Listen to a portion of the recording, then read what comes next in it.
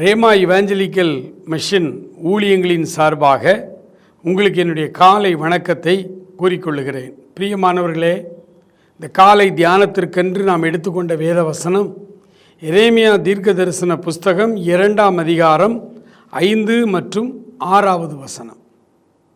ஆண்டவர் நம்மிடத்தில் பேசும் பொழுது அவர் தன்னுடைய வேதனையை முதலாவது நமக்கு தெரிவிக்கிறார்.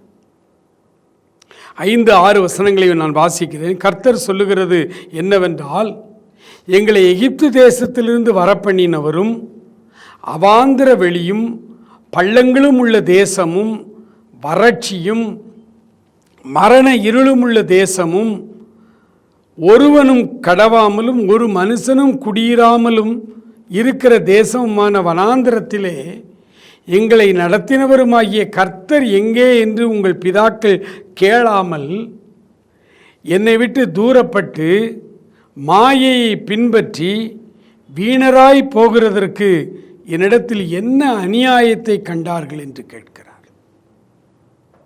ஆண்டவர் நம்மை அழைக்கும் பொழுது அவர் நம்முடைய எல்லா சூழ்நிலைகளையும் மாற்றி பாலும் தேனும் ஓடுகிற கானான் தேசத்திற்கு நம்மை அழைத்திருக்கிறார்.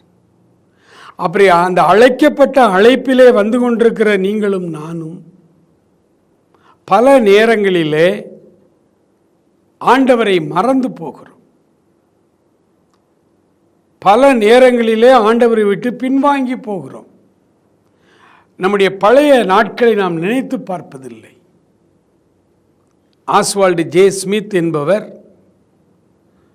பரிசுத்தவானாய் வாழ்ந்து கொண்டிருந்த அந்த காலகட்டத்தில் அவரிடத்தில் கேட்டார்கள், குற்றம் சாட்டப்படாத பரிசுத்தவானாய் நீங்கள் வாழ்வதன் ரகசியம் என்ன என்று கேட்டபொழுது அவர் சொன்னார், ஒவ்வொரு நாள் இரவும் ஆண்டவர் என்னை எப்படிப்பட்ட நிலைமையிலிருந்து என்னை ரட்சித்தார் என்ற அந்த நாளை நான் நினைவு கூர்ந்து பார்க்கிறேன்.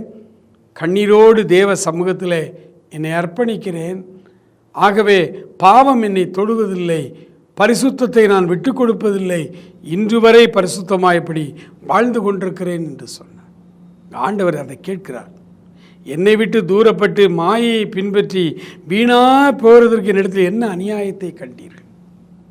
எனக்கு அருமையான சகோதரர்களே, சகோதரிகளே, இந்த காலை வேளையிலே ஒருவேளை ஊழியம் செய்கிறவர்களே, ஊழியத்தின் நிமித்தமாய் கூட சோர்வோடு நீங்கள் அமர்ந்திருக்கிறீர்களோ, என்ன வேலை செய்து என்ன பிரயோஜனம் என்று ஒருவேளை நீங்கள் பின்வாங்கும் நிலைமையில் இருக்கிறீர்களோ, ஆண்டவர் உங்களை பார்த்து சொல்கிறார், நான் உனக்கு என்ன அநியாயம் செய்தேன் சொல்லு, நான் உனக்கு என்ன தவறு செய்தேன், உன்னை நான் நடத்தி கொண்டு வரவில்லையா, மறுபடியும் மனம் திரும்பு என்று சொல்கிறார்.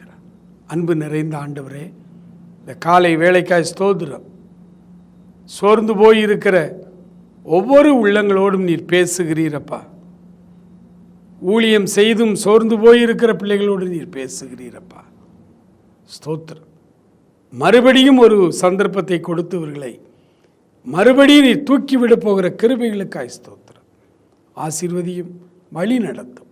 இயேசுவின் நாமத்தில் ஜெபிக்கிறோம் பிதாவே, ஆமேன், ஆமேன்.